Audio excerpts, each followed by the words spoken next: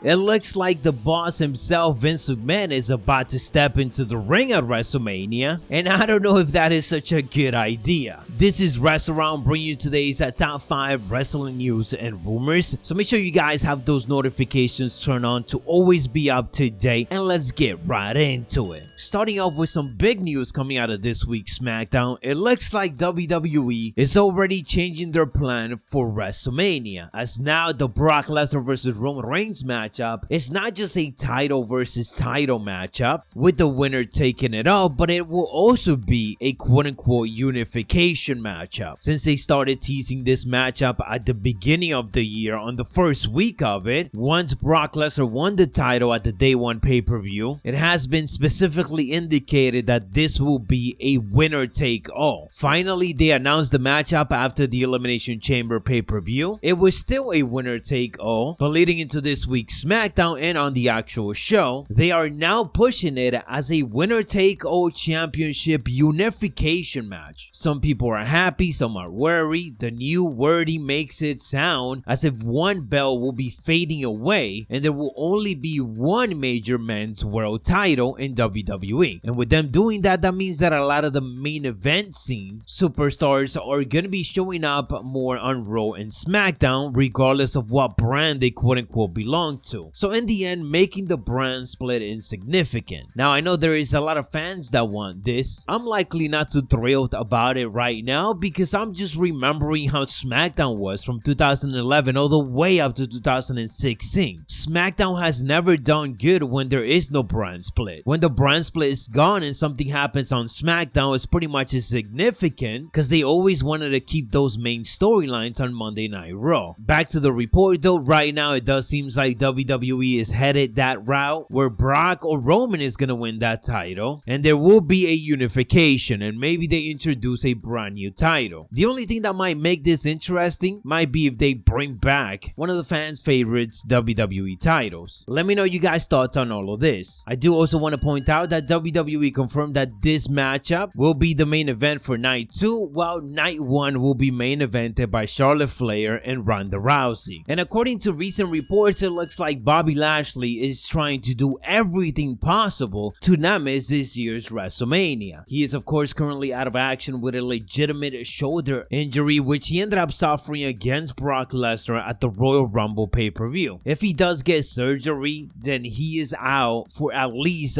4 months. That's why WWE took him out of the Elimination Chamber matchup. And now we're getting new reports from Ringside News indicating that they were told that Bobby Lashley is trying to get medically clear not only for Madison Square Garden live event which is happening next Saturday, but also for WrestleMania. He did undergo medical testing for his shoulder with WWE doctors, so he is trying to avoid doing that surgery for the time being. Now the question is, does WWE be unpredictable and have Bobby Lashley win the WWE title at a Madison Square Garden live event? They hyping it up so much that it feels like something unexpected might end up happening, but at the same time they're already heavily promoting the champion versus champion unification matchup, which then also brings up the question, what does Bobby does at WrestleMania if he does manage to make a return before then and ends up being cleared to compete? Onto some other news, we're talking the latest in regards to Cesaro and why ultimately he decided to leave WWE, and it looks like in the end it all comes down to money and the fact that Vince McMahon was never on board with pushing him as a top guy, and the feeling was that he was just a good hand but not someone who could be seen as a main eventer, hence why Cesaro never won the main title. We remember Vince McMahon's comments about Cesaro on the Broken Skull session back in 2015, basically indicating that he didn't see Cesaro as a big draw and he needed to grab that brass ring. So Cesaro definitely expressed unhappiness with his current spot in WWE, especially after the last couple of months, which doesn't make sense because he has so much momentum after going against Roman Reigns and defeating Seth Rollins at WrestleMania. It was reported that in the end Cesaro wanted to stay with WWE, but WWE's new contract offer to keep him was said to be less money than what they have offered others to stay. And last bit of news that we are talking about is Vince McMahon potential WrestleMania matchup. This might actually be true. We talked about how nothing is off the table right now when it comes to WrestleMania, and Vince McMahon is open to every idea. Now, Post Wrestling is reporting that Vince McMahon is expected to start a storyline with Pat McAfee, and it will conclude at WrestleMania 38. This is the reason why Vince McMahon is showing up on the Pat McAfee show next Thursday, so it does look like we are headed that direction. It was also indicated that whatever it is that they have planned, it will most likely be billed as an official match, which means this will be Vince McMahon's first matchup since 2010, in which he went against Bret Hart at WrestleMania. He did got physical in other matches, such as against CM Punk in a brawl, but it wasn't a quote-unquote official match. I'm still finding it hard to believe that Vince will have a matchup, especially a full one, so I could see this turning into Austin Theory versus Pat McAfee. Maybe a handicap matchup, or Vince McMahon just announced it last minute that Austin Theory will be replacing him. We will see what goes down. Let me know you guys' thoughts down in the comments below. As always, to be up to date on all of the wrestling news coverage, and make sure to have those notifications turned on. Stay savage, and I'll catch you on the next one.